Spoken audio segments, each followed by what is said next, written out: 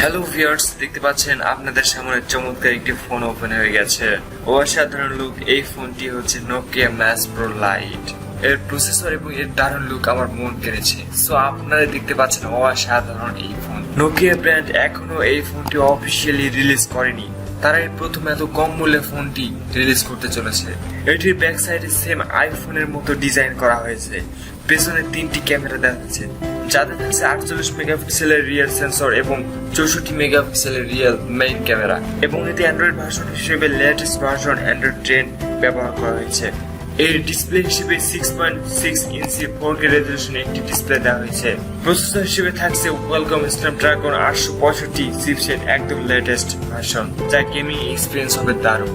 এর র্যাম হিসেবে থাকছে 12 জিবি এবং রোম হিসেবে থাকছে 256 জিবি এবং 512 জিবির ভেরিয়েন্ট। এবং এর ব্যাটারি, যা আপনাদের সত্যি অবাক করবে, এর ব্যাটারি ক্যাপাসিটি হচ্ছে 8500 mAh এর ব্যাটারি, যা আজও পর্যন্ত কোনো ফোনে দেওয়া হয়নি।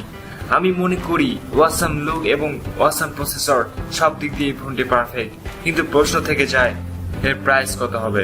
সো ভিউয়ার্স, আপনারা অবশ্যই ভাবছেন যে প্রাইস, এর প্রসেসর এবং অসাধারণ লুক অনুযায়ী অনেক হবে, কিন্তু না ফ্রেন্ডস। ওকে ভিউয়ার্স, এর প্রাইসটা আমি বলে ফেলি। এই ফোনটি আপনি মাত্র 35,000 থেকে 40,000 টাকার মধ্যে পেয়ে যাচ্ছেন।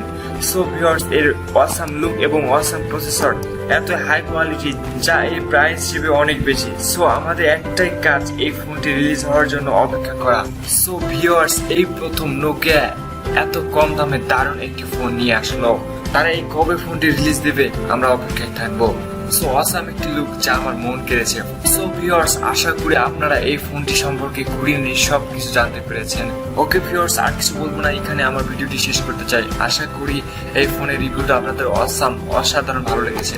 সো ভিউয়ার্স, ভালো লাগলে অবশ্যই ভিডিওটি লাইক, কমেন্ট এবং শেয়ার করবেন। এবং আপনারা যদি আমার চ্যানেল নতুন হয়ে থাকেন, তাহলে অবশ্যই চ্যানেলটি সাবস্ক্রাইব করবেন।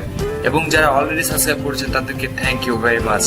ওকে প্রিয় দর্শক, পরের ভিডিও নিয়ে আবার হাজির হবো। সে পর্যন্ত সবাই ভালো থাকবেন, সুস্থ থাকবেন। সবাইকে অসংখ্য ধন্যবাদ।